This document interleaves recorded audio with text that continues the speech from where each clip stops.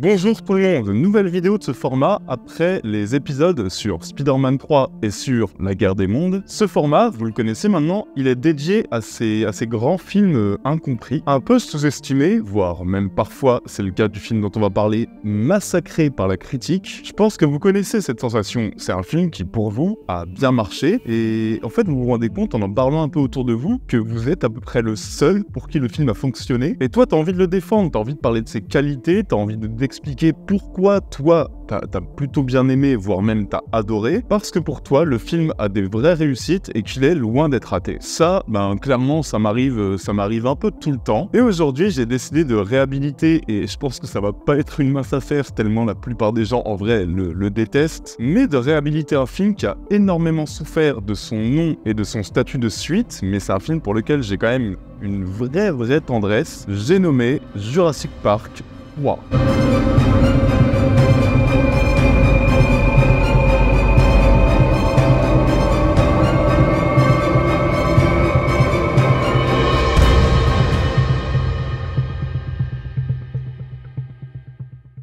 Déjà, la naissance de Jurassic Park 3, c'est quand même une histoire assez fascinante. Il faut savoir que le cinéaste Joe Johnston a toujours eu envie de réaliser une suite à Jurassic Park. Juste après la sortie du premier Jurassic Park, il avait déjà demandé à son pote Steven Spielberg le droit de réaliser Jurassic Park 2. Bon, cette suite, vous le savez, c'est Spielberg qui a voulu s'en occuper lui-même, mais Joe Johnston, il n'a pas abandonné, il a attendu un petit peu son heure dans son coin, il a continué à développer quelques idées, jusqu'en 1999, qui est la date où enfin Steven Spielberg lui accorde sa bénédiction pour clore la trilogie Jurassic Park, à une seule condition: ne surtout pas essayer de le copier. Okay, it's dead. Nobody move a muscle.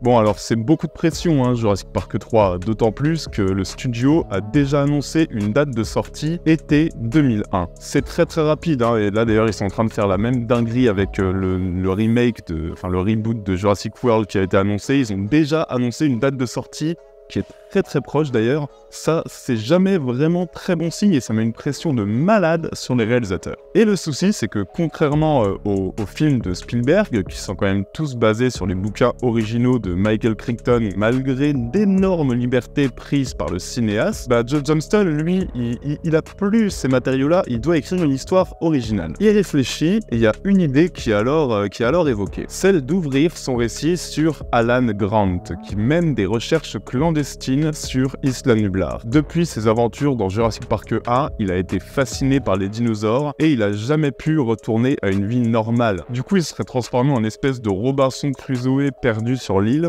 pour poursuivre ses recherches dans un film qui serait vraiment pensé et tourné comme un survival avec des dinosaures. C'est quand même assez intéressant comme synopsis sur le concept, non? Mais c'est pas retenu par le studio qui va demander un scénario beaucoup plus classique. Donc du coup, on embauche plusieurs scénaristes. Aucun scénario n'est retenu. On réécrit une fois, deux fois, on rechange de scénariste. Le temps passe, ça commence à devenir une vraie galère. On n'a toujours pas de scénario à une semaine du tournage. Et le tournage, il faut le commencer. La date a été annoncée déjà. Donc, Joe Johnston commence son tournage sans scénario définitif. On a juste une trame, pas de milieu, on n'a pas de fin. Du coup, on va écrire un petit peu au jour le jour sur le set, qui a des conditions de travail quand même plutôt compliquées. Joe Johnston menace plusieurs fois de quitter le projet en plein tournage, puisque sans scénario, il sait même pas vraiment où va son film, mais il va, Jurassic Park c'est quand même son rêve, il va finalement décider de rester et tâcher de faire le meilleur film possible dans les conditions et dans les contraintes qu'on lui donne, avec les moyens dont il dispose. Son ambition, c'est de réaliser une sorte d'hommage au film d'aventure des années 60, une sorte d'hommage à King Kong de 1933 aussi, qu'il adore absolument, et il va essayer de faire en fait du mieux qu'il peut, malgré toutes les galères.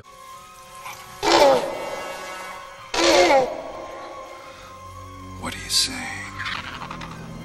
What are you looking for? Et quand le film sortira en salle, il sera accompagné de critiques assassines et d'un résultat au box-office à peine acceptable. Aujourd'hui, Jurassic Park 3, c'est 5,1 de moyenne sur Sens Critique, c'est 2,8 sur Allociné, et ça en fait donc le film Jurassic Park et Jurassic World le moins bien noté, juste devant Jurassic World 3 qui est quand même un peu hors catégorie tellement c'est une énorme merde. Clairement, Jurassic World 3, c'était difficile de faire pire, on peut presque dire qu'il est un peu hors compétition. Et du coup, j'ai pris le temps de vous placer quand même un petit peu le contexte derrière la genèse de Jurassic Park 3, parce que vous allez voir, en fait, tout ça, à mon sens, ça permet aussi de comprendre à quel point Jurassic Park 3 aurait pu être bien plus raté que le sympathique, voire très sympathique film d'aventure qu'il est aujourd'hui. Et ça, honnêtement, on le doit à un homme, on le doit à son cinéaste Joe Johnston. What's a bad idea? What was that? That's a Tyrannosaurus. I don't think so. It sounds bigger. Vous connaissez Joe Johnston pour Jumanji, pour The Rocketer. En fait, une réalisation signée Joe Johnston, pour moi, c'est un peu toujours la certitude d'avoir un divertissement généreux, bien réalisé, pas bête. Un film à concept et avec des bons effets spéciaux, c'est très important pour lui, et c'est très réussi dans Jurassic Park 3, on va y revenir. Des films qui s'amusent à te donner un grand spectacle jouissif, tout en distillant un espèce de petit humour grinçant, et pour moi, c'est pas pour rien que certains considèrent Joe Johnston comme une sorte de Steven Spielberg alternatif, moins subtil, moins générationnel, certes, mais aux idées toujours intéressantes. Bien, aux idées presque toujours intéressantes. Mais voilà, revoir Jurassic Park 3 aujourd'hui, c'est d'abord réaliser à quel point beaucoup, moi y compris, le Louis ado, enfin j'avais 8 ans quand le film est sorti au cinéma, j'étais allé le voir au cinéma avec ma mère. Quand j'en suis sorti, j'étais un petit peu dégoûté. Mais vous allez voir, je pense que beaucoup ont retenu vraiment fort les mauvaises idées de Jurassic Park 3 parce qu'elles existent, plutôt que sa générosité en tant que pur divertissement.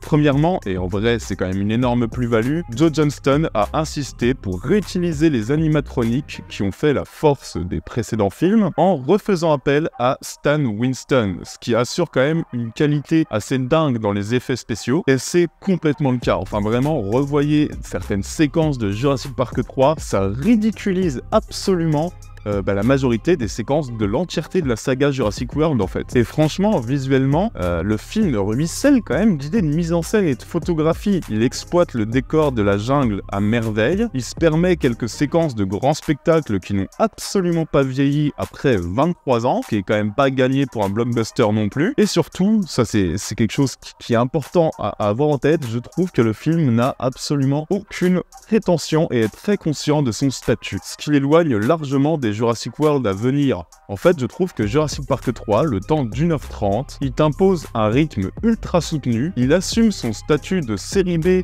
qui a de la thune certes, mais qui a des influences bien plus proches, comme je l'ai dit, des séries B que du premier Jurassic Park en fait, et c'est un film qui n'est pas du tout malhonnête avec son public. Franchement, en prenant le film sous cette espèce de vision de film d'aventure avec des dinosaures ultra généreux, mais on a un film qui est très très facile à aimer en fait.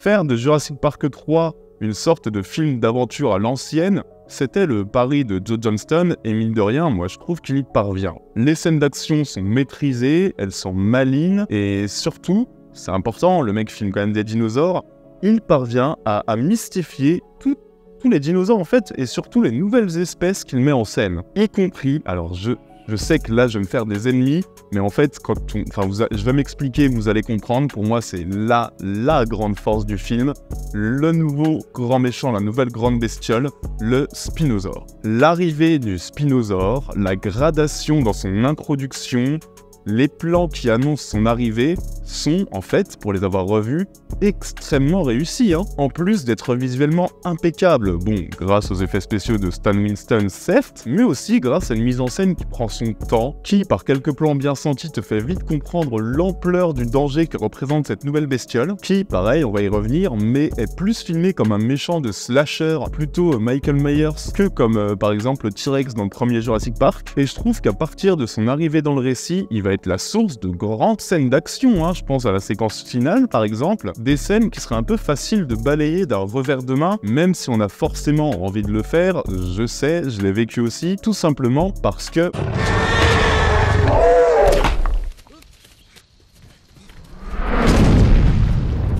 Alors oui, le Spinosaure bute le T-Rex dès son introduction, et c'est un choix qui est très douteux symboliquement, de se débarrasser aussi violemment du monstre qui a bercé tant d'enfance, y compris la mienne, pour essayer de nous le remplacer un petit peu de force. On a l'impression qu'on avait un jouet qu'on adore, que d'un coup on nous le prend, on nous le casse, on nous donne un nouveau jouet et on nous dit « tu vas l'aimer ». Ça marche pas comme ça. Mais si on met toute cet affect de côté en fait, le Spinosaure, faut réfléchir. C'est la conséquence très classique d'un too much hollywoodien. On l'a vu dans les suites des grandes trilogies, des grandes sagas, c'était aussi le cas de Spider-Man 3 d'ailleurs, tout doit être plus grand, tout doit être plus fort. Et là, pile avant Jurassic Park 3 en fait, quelques années auparavant, il y a une énorme aubaine pour le studio, une découverte paléontologique qui secoue le monde entier. Jack Horner, donc c'est vraiment un grand paléontologue, c'est vraiment une référence, va découvrir à partir de ses recherches que le Spinosaure était sans doute le plus grand théropode ayant jamais vécu sur Terre, plus grand encore que le T-Rex. Quand cette information est arrivée aux oreilles du studio, clairement la nouvelle star elle a été trouvée, et Joe Johnston n'avait pas vraiment d'autre choix que de s'y plier.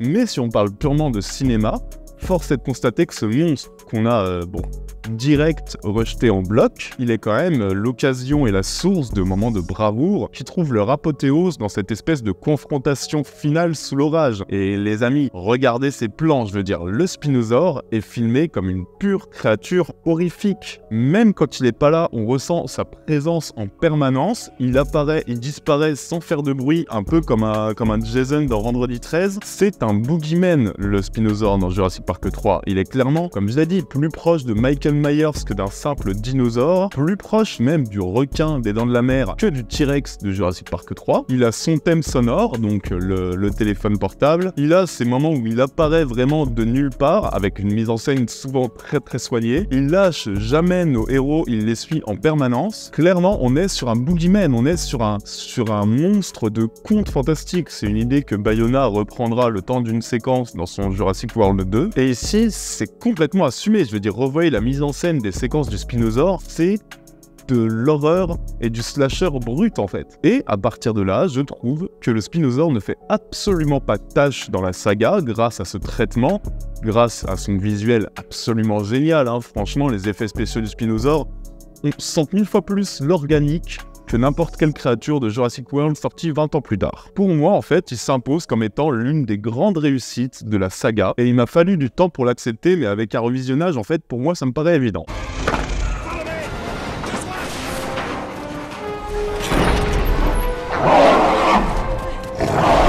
Donc voilà, revoir Jurassic Park 3, c'est se retrouver face à un film hybride qui n'hésite pas à prendre des grosses facilités narratives. Oui, je sais que vous pensez à cette scène où Alan se met d'un coup à parler le Vélociraptor.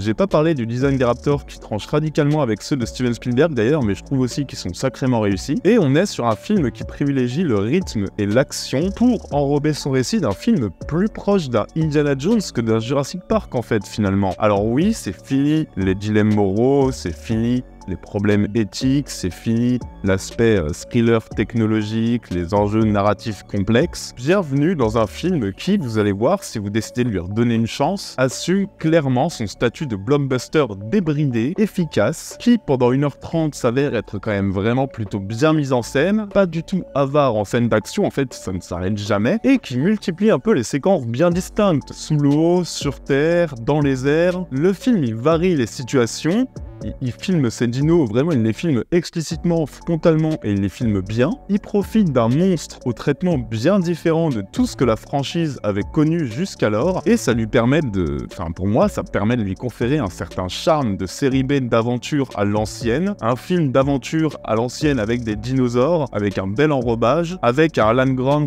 toujours aussi charismatique et avec des sacrés effets spéciaux. Donc dans un sens, le pari de Joe Johnston est réussi et c'est même assez dingue qu'il ait pu réussir à filmer de telles séquences sans avoir même un scénario sur le moment du tournage. En fait, il a énormément de qualités qu'on pensait presque acquises il y a 20 ans dans un gros blockbuster hollywoodien, mais les films qui suivirent jusqu'à ces dernières années nous montrent qu'en fait c'était pas vraiment le cas. Et c'est ce qui permet aussi de réhabiliter largement Jurassic Park 3 à mon sens. Alors oui, les amis, revoir Jurassic Park 3, c'est se replonger dans un plaisir même pas coupable. C'est profiter d'une heure 30 qui est bien plus agréable que le Louis de 10 ans qui sort de la salle en avait souvenir. Et c'est pour ça que je pense qu'on est nombreux, et je m'inclus dedans, à ne pas avoir compris Jurassic Park 3.